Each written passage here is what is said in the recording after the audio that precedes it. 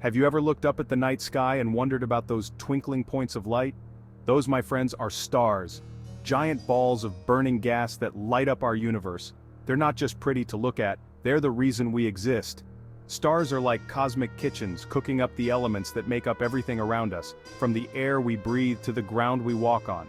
Think of it this way, stars are the ultimate recyclers. They take old, used-up matter, and through the incredible power of nuclear fusion transform it into new elements. These elements then get scattered across the cosmos, eventually coming together to form planets, moons, and even life itself. Pretty amazing, right? So the next time you gaze up at the stars, remember that you're looking at the building blocks of everything, including yourself. You are stardust. And that, my friends, is a truly awesome thought. Now let's dive into the fascinating life cycle of a star and see how these celestial wonders are born, live, and eventually die. Stars, like humans, have to start somewhere. Their journey begins in giant clouds of gas and dust scattered throughout galaxies. We call these clouds stellar nurseries or molecular clouds, and they're basically the cosmic equivalent of a maternity ward. These clouds are mostly made up of hydrogen and helium, the two lightest and most abundant elements in the universe. Now these clouds are pretty chill, just hanging out in space, minding their own business. But things start to get interesting when something disturbs their peaceful existence. This disturbance could be anything from a nearby supernova explosion to a galaxy collision.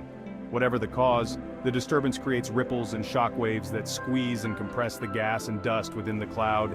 As the cloud gets squeezed tighter, gravity takes over, pulling everything towards the center. This is where the magic happens.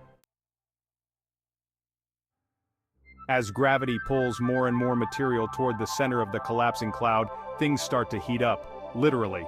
The temperature and pressure at the core become so intense that the hydrogen atoms begin to fuse together, releasing a tremendous amount of energy. This process is called nuclear fusion, and it's the engine that powers stars.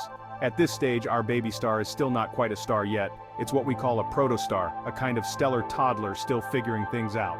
Protostars are surrounded by a thick disk of gas and dust, which continues to fall onto the growing star, making it bigger and brighter.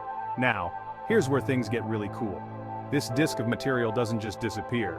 It can eventually clump together to form planets, moons, and other celestial objects. So, in a way, stars are like cosmic parents, giving birth not only to themselves, but also to the planets and other objects that orbit them. Section 4, Main Sequence Stars, Living the Stellar Dream. Eventually, after millions of years of growth and evolution, our protostar finally reaches a stable state. The inward pull of gravity is balanced by the outward pressure of nuclear fusion, creating a state of equilibrium. Congratulations, our baby star has officially grown up and joined the main sequence.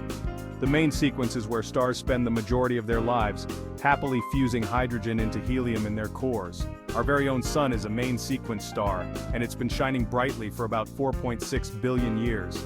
Now, not all main sequence stars are created equal. They come in different sizes, temperatures, and colors. The bigger and hotter a star is, the brighter it shines and the shorter its lifespan. Think of it like this. Bigger stars are like gas-guzzling SUVs, burning through their fuel quickly, while smaller stars are like fuel-efficient compacts sipping on their hydrogen for billions of years. Section 5, Red Giants, Expanding Horizons. But even the most fuel-efficient stars can't last forever. Eventually, our sun, like all main sequence stars, will run out of hydrogen fuel in its core. When this happens, the core will start to contract under its own gravity, causing the outer layers of the star to expand outwards. As the outer layers expand, they cool down, giving the star a reddish appearance. This is when our sun will enter the red giant phase of its life. And when I say giant, I mean it.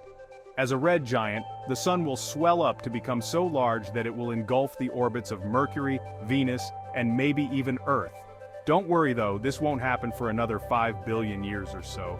But it's a good reminder that even the most constant things in our universe, like the sun, are always changing and evolving. From white dwarfs to supernovae, what happens after a star's red giant phase? It depends on its mass. Smaller stars form a planetary nebula and become white dwarfs. Massive stars end in a supernova, outshining entire galaxies. Their cores become neutron stars or black holes. Ejected material forms new stars and planets, continuing the cycle.